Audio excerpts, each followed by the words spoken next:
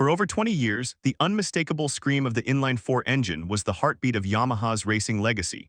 But as the sun rose over the Sepang International Circuit this week, that heartbeat was replaced by a guttural, aggressive roar that signaled the end of an era and the birth of a desperate gamble. This is a monumental shift in the technical landscape of the premier class. We are reporting live from the ground where the Blue Revolution has officially transitioned from boardroom whispers to trackside reality. The decision to abandon the inline-4 architecture, a configuration that brought legendary titles to names like Valentino Rossi and Jorge Lorenz, was not made lightly. Industry insiders suggest that Yamaha's Japanese engineers reached a thermodynamic ceiling, unable to compete with the sheer acceleration and aerodynamic integration of the European V4 counterparts. By pivoting to a V4 layout for the 2026 season, Yamaha isn't just changing an engine. They are re-engineering their entire philosophy of how a motorcycle should interact with the asphalt. The atmosphere inside the Pramac Yamaha garage is one of high-stakes pressure.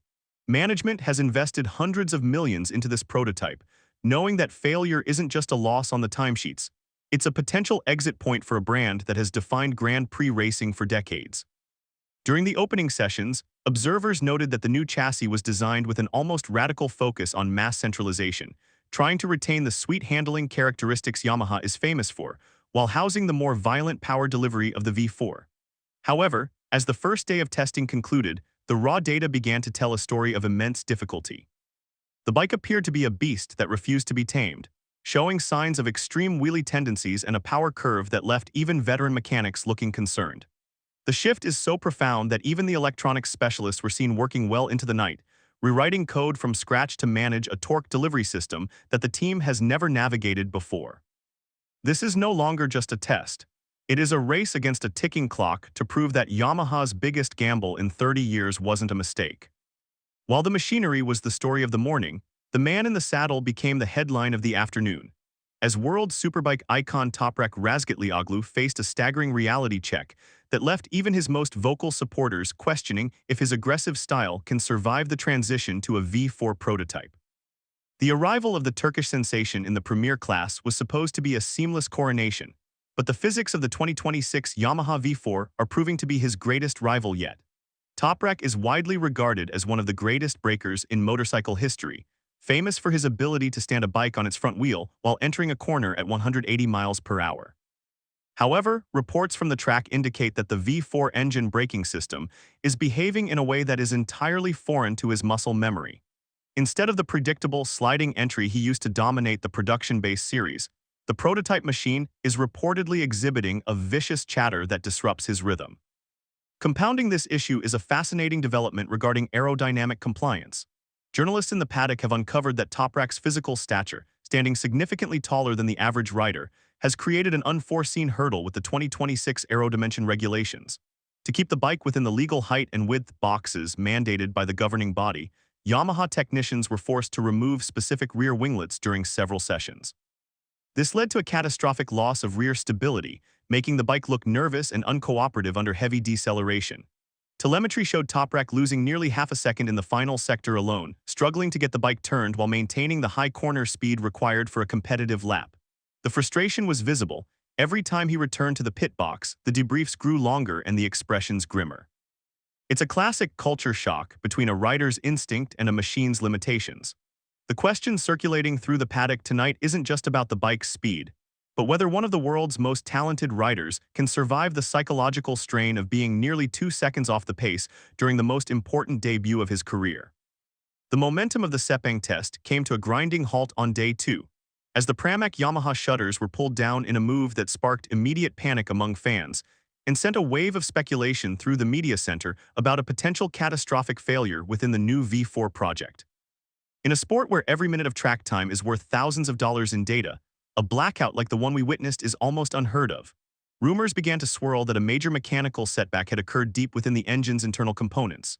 To avoid any uncontrolled incidents on track, team management took the extreme step of grounding the entire fleet, including the bikes of Fabio Quartararo and Jack Miller. Our sources indicate that the issue was related to the new seamless transmission's interaction with the V4's crankshaft vibrations, a technical hiccup that could have posed a safety risk if left unaddressed at high speeds. This forced a 24-hour period of intense diagnostic work, with engineers in Malaysia staying in constant video contact with the factory headquarters in Japan. The silence from the garage was deafening. While rivals like Ducati and KTM were completing full race simulations and refining their aero packages, the Yamaha riders were relegated to the back of the hospitality units. This pause in activity highlighted a significant vulnerability in the project: the shortage of experimental V4 spare parts. Unlike established programs, this prototype is so new that there are no shelves of backup components. If a specific valve or electronic sensor fails, the entire program pauses. This incident served as a stark reminder of the first-year hurdles that come with a clean-sheet design. The paddock whispers shifted from "how fast is it" to "can it survive a full race distance?" Journalists noted that the tension within the team was palpable. The pressure to deliver a reliable machine to the riders is currently outweighing the desire for outright speed. This wasn't just a delay. It was a sobering wake-up call that the path to reclaiming the top step of the podium is littered with technical landmines that can derail a season before the first lights go out in Thailand. As the media began to label the Yamaha project a slow-motion disaster, veteran rider Jack Miller stepped into the spotlight to deliver a calculated defense, claiming that what looked like a failure on the timing boards was actually a masterclass in long-term strategic data collection. Miller, often referred to as one of the most technically articulate riders in the paddock, held an impromptu briefing where he urged observers not to be blinded by the lap times. According to the Australian, the team has been operating under a philosophy of strategic sacrifice. While other teams were chasing hero laps to satisfy sponsors and headlines, Miller revealed that his side of the garage was deliberately running extreme configurations. These setups were designed to test the absolute breaking point of the chassis and engine, configurations that the team knew would result in slow lap times but would provide essential limit data that cannot be simulated on a computer. Miller explained that by making the bike intentionally difficult to ride now, they are narrowing down the window of what will work during the grueling 21 race season. He spoke candidly about the challenges Toprak is facing, offering a protective shield for his teammate by emphasizing that the instinctive transition to a MotoGP prototype is a mountain that cannot be climbed in 72 hours. Miller's role in this project is clearly more than just a rider. He is acting as a development anchor, using his years of experience with Ducati and KTM to guide Yamaha's engineers away from common V4 pitfalls. However, despite his optimistic rhetoric, the black and white reality of the timing screens showed a 1.7-second deficit to the leaders. In the world of elite racing, 1.7 seconds is an eternity. Miller's defense suggests that there is a hidden performance potential buried deep within the V4's telemetry, but it remains to be seen if that potential can be unlocked before the pressure from the board of directors becomes unbearable. For now, Miller is the project's most effective PR weapon, but even he knows that eventually the talk must be backed up by a result that silences the doubters. As the final day of testing reached its climax, a startling discovery emerged from the Yamaha telemetry that completely flipped the narrative of the week, suggesting that the struggling V4 might actually be a dormant monster hiding in plain sight. While the one-lap wonder attempts from Toprak and Miller continued to look lackluster, the technical analysts in the paddock noticed something remarkable during the afternoon long-run simulations. When the fuel load dropped and the track temperature peaked, the Yamaha V4 started to exhibit a consistency that the inline-4 never possessed.